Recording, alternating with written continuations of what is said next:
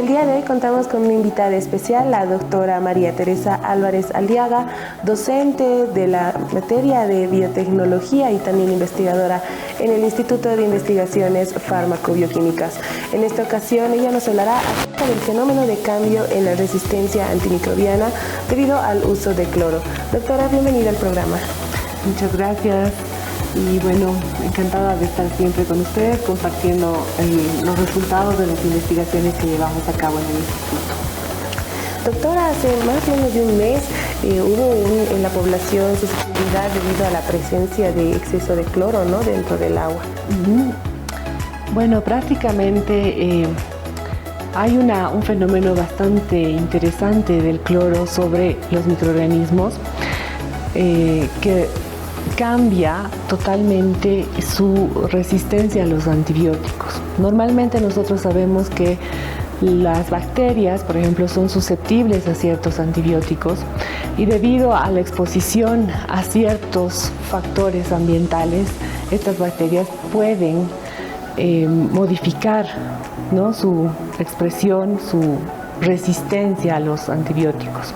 Y es el caso del cloro, como también pasa con la exposición a metales pesados. Entonces, si un cuerpo de agua, por ejemplo, tiene en exceso metales pesados, cloro o algunos otros compuestos orgánicos u otras bacterias que contengan, por ejemplo, otros genes, hay una dinámica de cambio en todas las bacterias que forman parte de o están presentes en este cuerpo de agua. Y eso hemos ido observando en el caso de bacterias que normalmente no son tomadas en cuenta en las normas, ¿no?, de control. Por ejemplo, la norma de agua determina un cierto límite de bacterias coliformes o también de E. coli, que es una bacteria presente en las heces. Entonces, ese número permisible, si quieren, está bien controlado, pero pueden haber otras bacterias acompañando esas otras y que pueden sufrir cambios que luego transfieren esos cambios a estas otras bacterias que nosotros controlamos, ¿no? Y lamentablemente esos fenómenos no se observan normalmente, por lo menos en nuestro medio, ni en Latinoamérica. Doctora, y en cuanto a cuáles son los factores que pueden influir para que surja, ¿no?, este tipo de resistencia antimicrobiana? Es básicamente el contacto constante con estos factores estresantes, ¿no? Si hay un lugar donde prácticamente se aplica cloro todo el tiempo, las bacterias tienen ese fenómeno de estrés, una presión de estrés todo el tiempo. Entonces van modificando su genoma en respuesta a ese fenómeno de estrés. Se tienen que defender, tienen que sobrellevar ese factor para poder tener una población estable, ¿no?, de bacterias. Entonces es algo que se da en función a la constancia. Si tenemos un cuerpo de agua, por ejemplo, impactado por la minería constantemente, entonces toda la microbiota, todas las bacterias y hongos, levaduras que viven en ese entorno pueden sufrir cambios por ese factor estresante. Doctora, entonces ya menciona lo que son las bacterias, hongos. ¿Cuáles son los microorganismos más resistentes al cloro? En realidad depende de las concentraciones que se vayan a usar. Entonces hay una adaptación de las bacterias a ciertas concentraciones de cloro, y esto, por ejemplo, se ha visto en algunos casos en los hospitales donde utilizan soluciones específicas para desinfección, donde crecen microorganismos intrahospitalarios, ¿no? Entonces ahí ya se empieza a ver una serie de factores estresantes que han hecho que estos microorganismos, luego que son eliminados, por ejemplo, a través de los desagües, ya son más resistentes, ¿no? Y a medida que va pasando el tiempo por otros influjos también se hacen mucho más resistentes. Puede ser la exposición a la luz ultravioleta, por ejemplo. Pero varían, ¿no? O sea, no te podría decir exactamente, no, los hongos son más resistentes que las bacterias o viceversa, porque eso varía de la exposición, a la concentración a la que están expuestos. Doctora, y en cuanto al mecanismo de la resistencia antimicrobiana, para que se pueda comprender un poco más de cómo se da. Bueno, la resistencia antimicrobiana es una respuesta de los microorganismos, digamos de las bacterias, frente a los antibióticos. Los antibióticos, como se sabe bien, desde un inicio han sido estudiados a partir de la producción, por ejemplo, de los hongos. Los hongos producen antibióticos. Normalmente los hongos viven en comunidades próximas o en nichos ecológicos donde también están las bacterias. Entonces este fenómeno siempre se ha dado, porque como las bacterias están ahí, se han acostumbrado a estar atacadas, ¿no?, por el antibiótico que estaba produciendo el hongo, y es un fenómeno que ellos han ido incorporando en su genoma o mediante elementos móviles, ¿no?, como DNA, pedazos de DNA o fragmentos de DNA que se van incorporando dentro del genoma y que le permiten adaptarse a la bacteria cada vez más. Entonces las bacterias han desarrollado diferentes formas de resistir a los antibióticos, ¿no? Pueden recibir el antibiótico y lo eliminan por, se llama expulsión, ¿no?, desde el citoplasma hacia al medio externo, o por unas bombas de flujo, lo que se conoce, o bien pueden destruir al antibiótico mediante enzimas, que por ejemplo son las beta-lactamasas, carbapenemasas, que hay una bastante variedad en nuestro medio. Y en el caso también de que haya una cotransformación del antibiótico y prácticamente no tiene un efecto directo sobre el sitio blanco donde estaba destinado a actuar dentro de la bacteria, ¿no? Entonces, esos mecanismos son los que se entienden como fenómenos o mecanismos de resistencia de las bacterias hacia los antibióticos. Doctora, y en cuanto al tiempo, ¿tienen algún tiempo en específico o puede variar de microorganismo a microorganismo? Puede variar, porque en realidad a medida que la bacteria tiene la posibilidad de ser o de migrar por diversos factores, ¿no?, ya sean inoculados en alimentos o en el agua y terminan en otros nichos, pueden recibir información incluso de otras bacterias a través de distintas formas de transferencia del material genético, y entonces tenemos en un momento dado las superbacterias que han debido escuchar, ¿no?, las que han recibido información por elementos móviles. Tienen o son multidrogoresistentes o extremadamente resistentes, ya resisten a todos los antibióticos, teniendo información de otros de esos nichos, ¿no?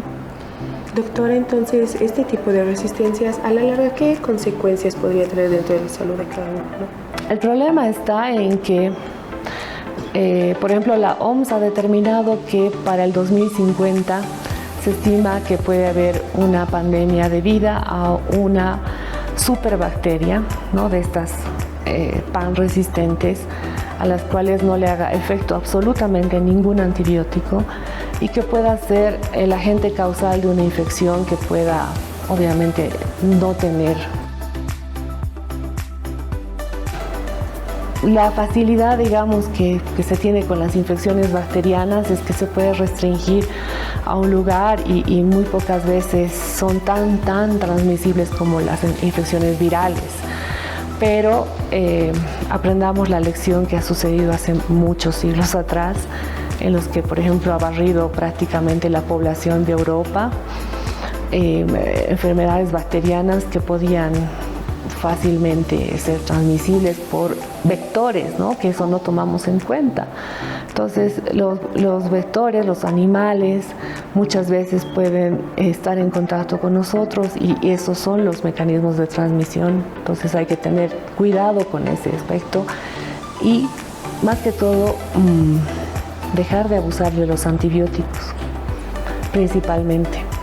Justamente, doctora, también habíamos visto que, entrando un poquito más hacia lo que es el tema del cloro, este es un tóxico, ¿verdad?, para lo que es la salud de cada una de las personas. Entonces, ¿cuál sería su velocidad de acción ya que influiría dentro también de lo que es, como mencionaba, la resistencia, ¿no? En realidad, el cloro sobre las bacterias, por ejemplo, podría exacerbar el fenómeno de resistencia a los antibióticos, por un lado, y también obviamente está exacerbada la resistencia a los desinfectantes como los halogenados, ¿no? Cloro en este caso. Y se harían igual inefectivos luego de un tiempo, ¿no? El hecho de usar, por ejemplo, cloro. Ya me dirías, puede usar aminas, pero también debe haber otro mecanismo de resistencia a ese tipo de desinfectantes, pero esos son desinfectantes locales, ¿no? Si hablamos del agua, muy pocos son los efectores. En otros países se utiliza, por ejemplo, el ozono para desinfectar el agua, o la luz ultravioleta, lo propio, ¿no? Entonces, tal vez tendríamos que empezar a ver en ese momento de cambiar los sistemas de tratamiento de agua para evitar este tipo de efectores, porque cada vez si vamos a aumentar la concentración de cloro, el efecto va a ser sobre nosotros directamente. Y lo que sucede es que el cloro en exceso, en contacto con la materia orgánica, puede producir compuestos que pueden ser potencialmente cancerígenos, ¿no? Tenemos a los trialometanos, por ejemplo, pero eso es cuando hay materia orgánica y cloro en exceso en un cuerpo de agua, por ejemplo. Bueno, doctora, como dicen, ¿no? En exceso también se había visto, se había afectado lo que es la concentración, ya que como se veía, ¿no? Las noticias también mostraban que el agua tenía una apariencia medio lechosa, ¿no? Que ahí fue donde salió la controversia. Bueno, exactamente eso habría que controlar. En realidad, muchas veces no sabemos qué fenómenos se están dando dentro de las tuberías exactamente, ¿no? Entonces, hay estudios, por ejemplo, en Europa que hacen un control interno de las tuberías para ver si se forman estas biopelículas que son una conformación, obviamente, principalmente de bacterias y de otros microorganismos que están presentes en el agua y que pueden estar modificando de alguna manera la composición del agua ya una vez salida de la planta de tratamiento, ¿no? Entonces,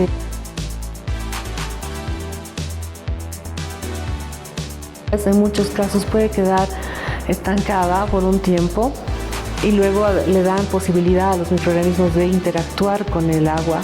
Y los microorganismos tienen metabolismos diversos, entonces puede haber cambios ahí que pueden estar afectando y no sabemos si esa consistencia lechosa que hemos observado es realmente cloro u otros fenómenos que puedan darse. Eso hay que estudiar, hay que ver qué es lo que está sucediendo, no solamente a nivel de las plantas de tratamiento, sino la distribución. Está bien, doctora, muchas gracias. ¿Y algunas recomendaciones que pueda dar en cuanto a lo que es también el consumo, ¿no? Porque también se sabe que hay personas que directamente consumen el agua directa del grifo. En realidad, consumir agua directa del grifo, si bien en muchas partes sí recomiendan, sí, tome, no hay problema, depende del volumen que tomas por día, ¿no? Si vas a tomar más de 2 litros, es preferible que hiervas el agua para evitar un poco el hecho de tener una concentración, digamos, de microorganismos que puedan haber pasado el límite permisible, que no se los considera patógenos, digamos, ¿no? Pero estamos viendo que pueden a la larga también transportar genes de resistencia y otro tipo de factores. Entonces es preferible hervir el agua y en algunos casos, si hay un consumo masivo, se recomienda tener estos filtros que, por ejemplo, atrapan trialometanos, como les había mencionado, u otros compuestos que se van formando, ¿no? en las tuberías. Pero bueno, eso es un poco más, digamos, no tan accesible para todos y es que tendríamos que tomar solamente las previsiones de hervir el agua o dejarla precipitando, digamos, toda la noche, ¿no? Cuando voy a tomar el desayuno a la mañana siguiente, entonces colecto el agua, la dejo sedimentar porque hay restos que se van arrastrando de las tuberías principalmente. Ustedes van a comprobar algún momento. Muchísimas gracias, doctora. Será hasta una siguiente oportunidad para que también pueda ampliarnos más sobre ese conocimiento. Muchísimas gracias. Agradecemos a la doctora María Teresa Álvarez Aliaga por hablarnos el día de hoy acerca de lo que es el fenómeno de cambio en la resistencia antimicrobiana debido al uso de cloro.